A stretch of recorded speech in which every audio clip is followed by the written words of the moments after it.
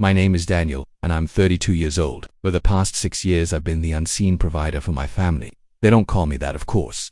To them, I'm just the quiet one, or, when my sister feels particularly daring, the guy who never shows up but somehow appears like magic when bills need to be paid. I didn't choose this role, it just happened. It began with small things: $200 for my dad's overdue insurance, $500 for a leaking roof, a few thousand for my mom's dental work. Before long, I became the invisible safety net they all acted like didn't exist. No thank yous, no recognition, just the unspoken expectation that I'd handle the next crisis. And I did, silently, reliably, from afar until Thanksgiving. Every year I came home for one holiday, Thanksgiving. I didn't love it, but it was the only time I could convince myself I still had a family. I wasn't invited to Easter, Christmas, or even my niece's graduation party, but Thanksgiving was the annual show.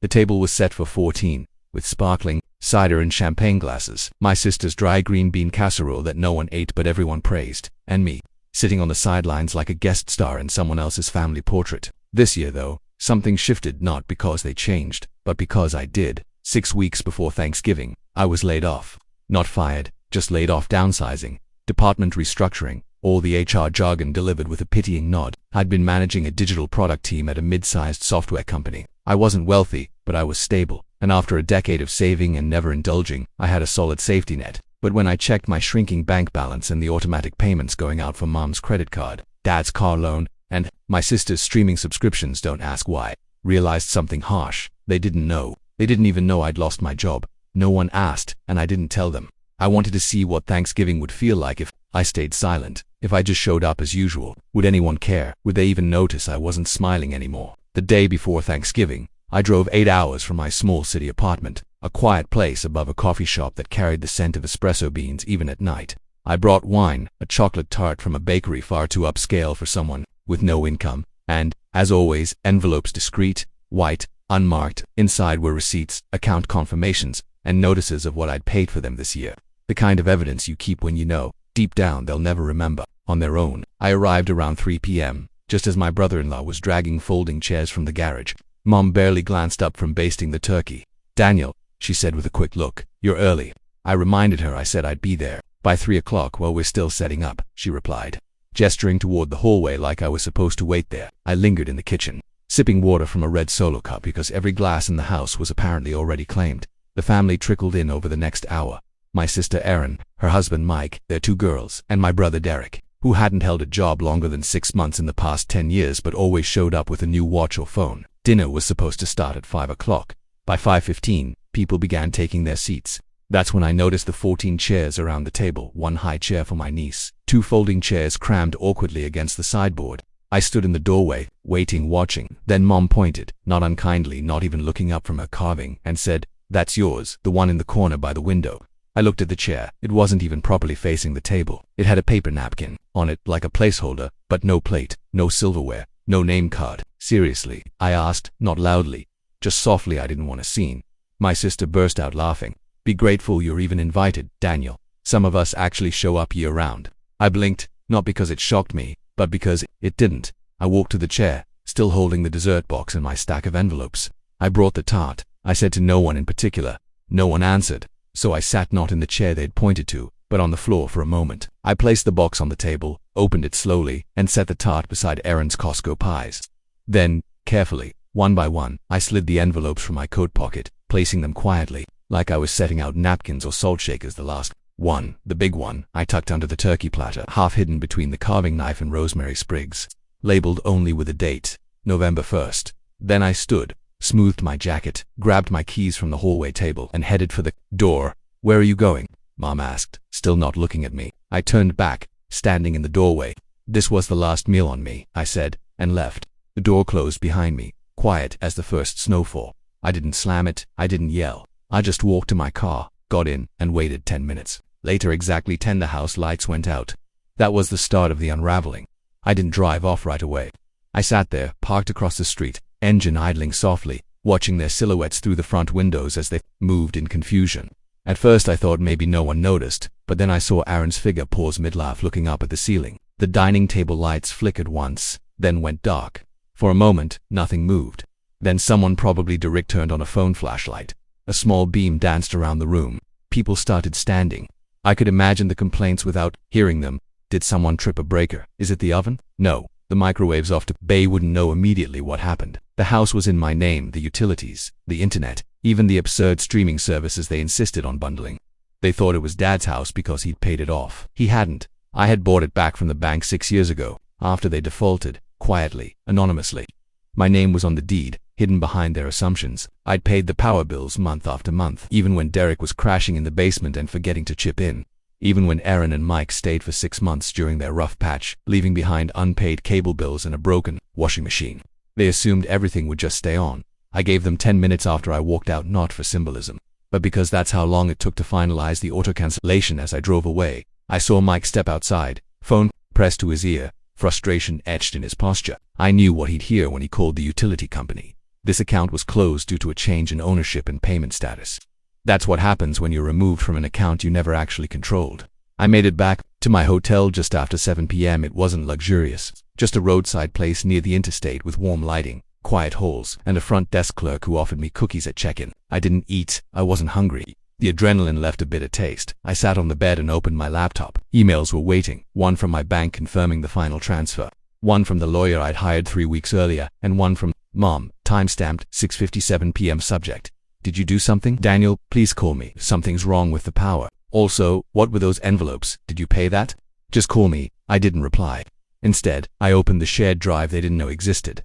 For 6 years, I'd tracked every payment, every transfer, every favor, scanned receipts, bank statements, text, screenshots, emails from Mom promising, I'll pay you back next month, promise. I'd labeled it all, color-coded by year, each with its own folder. I never planned to use it. It was just my way of keeping things clear when the gaslighting got too loud. But something had changed since the layoff. I realized they didn't see me as generous. They saw me as a faucet, a machine, an expectation. And expectations can be turned off.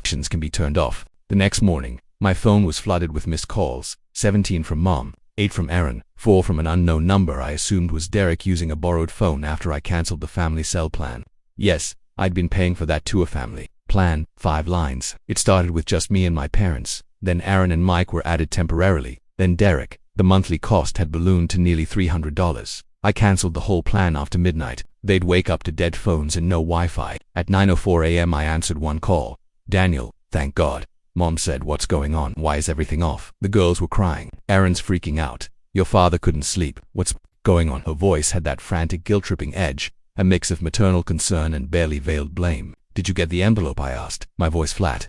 What envelope? Left a stack of papers all over the turkey, like a joke. It wasn't a joke, Mom. It's everything I paid for this year, every bill, every loan, every just this once I covered. There was a pause. That's not fair, Daniel. We've helped you too. Remember when you were in college? You mean the $500 you gave me junior year that I paid back with interest? Yeah, I remember. Sweetheart, you're taking this too far. I know things have been tight lately. I lost my job. Mom, that stopped her. I didn't know. No one did. No one asked. Another pause, then softer. Why didn't you tell us? Because I wanted to see if it made a difference. Spoiler, it didn't. I could hear voices in the background, Darren yelling, Mike muttering about the fridge not working, Derek swearing. I could tell, even without words. Dad was silent, probably in his recliner, pretending this didn't involve him. You shut off everything? Mom asked, quieter now. I'm not your safety net anymore. Daniel, we're family. No, we're roommates who share a bloodline and split the groceries. Family doesn't treat someone like an afterthought. Until the lights go out, there was nothing left to say. There was nothing left to say. I ended the call. That day I scheduled every remaining account to close. The house was mine legally. I bought it back under a family trust I controlled. They could stay, for now. I wasn't cruel. I gave them 60 days notice, legally binding, notarized, sent by certified mail. They'd find the letter the next morning, with a timestamp and an option. Buy the house from me at fair market value, or vacate by January 31st for good measure. I left a copy of the trust document in a second envelope, taped under the dining room table where I used to sit. They found the letter the next morning. No, because Aaron posted a vague rant on Facebook at 8:12 a.m. Something about backstabbing, betrayal, and selfish people who forget their roots. No names, just enough drama to draw sympathy from her usual online audience. The texts came like clockwork. Aaron, 8:16 a.m. You've got to be kidding me. This is how you repay us on Thanksgiving. Aaron, 8:21 a.m. I hope you realize you've made Mom cry. Dad hasn't even said a word. This is low. Daniel. Aaron, 8:23 a.m. And don't pretend you own the house. That's Dad's house. We grew up there. I didn't reply. She wasn't wrong, we did grow up there. But none of them remembered the foreclosure notice taped to the door 6 years ago. The one Mom tore down before anyone could see. The one Dad pretended didn't. It exists while selling his tools and pawning Mom's jewelry to delay the inevitable. I was the one who stepped in, not because I wanted the house. I never planned to live there, but because I couldn't bear the thought of our family name tied to a sheriff's eviction notice and a lawn scattered with memories. I paid off the debt quietly, used my savings, bought the house back under a trust, and let them stay rent-free, utilities included, all under the illusion that Dad had worked it out with the bank. I kept that illusion alive year after year because part of me still hoped that if I gave enough, they'd finally see me. But all they saw was what they could take next. Later that morning, Derek called. I almost didn't answer, but curiosity. "Juan Daniel," he said, his voice too calm, too measured. The kind of fake calm before an explosion. "Morning. So, what's your plan here, huh? You ruin Thanksgiving, turn everything off, then slap us with an eviction notice." 60 days notice, I corrected. "It's not an eviction. It's a choice. You can buy the house or leave." "Buy it." He laughed. "With what money? We've been covering bills all year." "No," I said, cutting him off. "You haven't." "I have. Every single one. Check the envelopes." There was a silence, the kind that carries 1,000 unspoken moments. "So what? You're just going to throw your own family out?" Just like that. I leaned back in the hotel chair, staring out the window. The sky was gray, the parking lot below slick with last night's rain. A kid rode a scooter in slow looping circles around a parked truck. "I didn't throw anyone out," I said. I stopped holding the door open. Click, he hung up by noon. The group chat, the one they only remembered I was in when they needed something, was ablaze. "Mom, Daniel, please, let's talk. This isn't how families handle things. Aaron, you've always been jealous, admit it. You hated that we were close with Mom and Dad. Mike, you're heartless. The girls were crying this morning because the internet was down. Mom again, we can fix this. Just come back, talk to us. Derek, you're dead to me." That last one made me laugh out loud. I didn't reply to any of them. Instead, I sent one message to the group, the only one I'd sent in months. The turkey platter. Underneath, read the fine print. "Happy holidays." Because under that final envelope, half hidden beneath the rosemary sprigs, I'd tucked a legal summary from my lawyer. It outlined the property transfer, the trust structure, and a detailed payment ledger for the mortgage, taxes, and utilities. It even included a notarized statement of occupancy, signed by me the day I saved the house from foreclosure. Taped inside the envelope flap was a flash drive with a 6-year archive of bills, transfers, messages, and scanned checks, a digital record of the life they pretended I didn't fund. I knew it would take them days to process it all, to piece together that the house, the lights, the water, even the hot water heater Mike bragged about installing last spring, were all paid for by the brother who never really helped around here. But that wasn't what I was waiting for. That came Sunday morning when Dad finally called. Dad hadn't called me directly in years. Not since the summer I moved out at 24 after one too many maybe if you were more like your brother comments. Back then, Derek was the golden child, despite barely working and drifting from one half-baked business idea to another. He knew how to charm people, how to stroke Dad's ego. I didn't. I just worked quietly, steadily, and apparently invisibly. So when I saw Dad on my phone screen that Sunday morning, I stared at it for a minute. I let it ring, not out of anger. That had faded, but because I was done. Something made me answer, though his voice was slower than I remembered. Maybe rougher, or maybe I just hadn't heard it without background noise and disappointment in years. "Daniel," he said. No greeting. No "how are you, Dad?" I got the letter, I figured. He cleared his throat, and for a moment I thought he might say thank you or even apologize. Instead, he said, "You could have handled this. Like a man." I closed my eyes. There it is. What's that supposed to mean? "I spent 6 years quietly fixing everything," I said, my voice calm but flat. "I paid the mortgage. I kept the lights on. I covered the groceries when Mom's card was declined. I replaced the plumbing when the basement flooded. I never asked for anything in return. I never brought it up, not once. You never told us. Because I knew what would happen. You would have made it about pride. Or worse, you would have expected it." Dad didn't reply right away. I heard a soft thud in the background, like someone pacing across a creaky floor. "You embarrassed us," he finally said. I laughed, a small breathy sound I didn't bother to hide. "I embarrassed you. I paid to keep you in a house you lost. You lied to your own wife and kids, let them believe you fixed it, and I'm the one who embarrassed you." He didn't respond. "I didn't do this to humiliate anyone," I added. "I did this because I was tired of being used." The silence stretched. Then he spoke again, voice low, slower. "Your mother's not sleeping. She's scared, Daniel. She thinks you hate her." "I don't hate her," I said. And that was true, but I'm not going to bankrupt myself for people who don't even remember my birthday.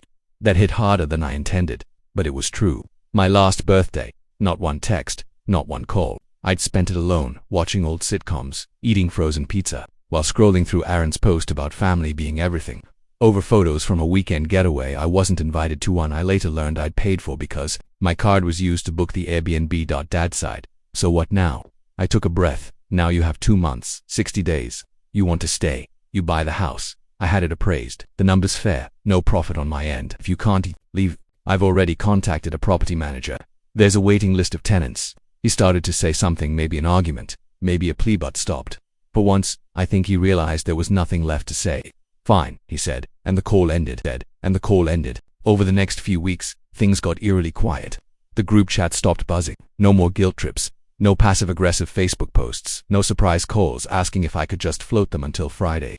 I think they were in shock. The utility company confirmed the final transfer of service back to my name. The cable plan, the cell phones, the security system all closed. The last auto payment cleared on December 1st. I watched my account balance slowly stabilize. One afternoon I got a text from Aaron. Just one sentence. So that's it. I didn't reply. There wasn't much else to say. I didn't do this out of spite. I did it because I'd hit my emotional credit limit. There's a moment when you realize you've been funding someone else's life at the expense of your own, and no one even noticed. For me, that moment came sitting in that folding chair on Thanksgiving, with no plate, no seat at the table, and my mother casually saying, "That's where you belong." No one belongs in a corner, not when they've carried the weight of the entire house. Christmas passed. I stayed in the city. No calls, no cards, no fake "we missed you" texts from Mom. New Year's Eve, I got one final message from Derek, 10:17 p.m. "We're moving out. Congrats, you got what you wanted." I stared at it for a long time. It didn't feel like a win. It felt like quiet, like peace, like the noise had finally stopped. I sent back one word, "Good." In January, I drove down one last time. The house was empty, cleaner than I expected. The spare key was left in the mailbox. No note, no final jab, no apology. I walked through the rooms alone. The kitchen where Mom used to bake banana bread. The living room where Dad always fell asleep with the game on. The hallway where Aaron once shoved me into a wall for looking at her wrong. All of it now silent. Still, I stood in what used to be my room, the one Derek took over after I left, and looked at the initials carved in the closet wall. Dr. Age 9. I didn't feel angry anymore, just done. I locked the door behind me, mailed the key to the property manager, and drove home. It's been 8 months now. I haven't heard from any of them since Aaron moved to a new city. Derek's apparently crashing with a friend. My parents are renting a smaller place 2 towns over. I'm working again, contract work for now, building something new, something mine. My life is quieter, simpler, and for the first time in years, it's entirely my own. Sometimes, when I pass the bakery where I bought that last tart, I think about Thanksgiving, the empty chair, the envelope under the turkey platter, and I remember what it felt like to finally, quietly say, "This was the last meal on me, and I don't regret a thing." What are your thoughts? Share them below.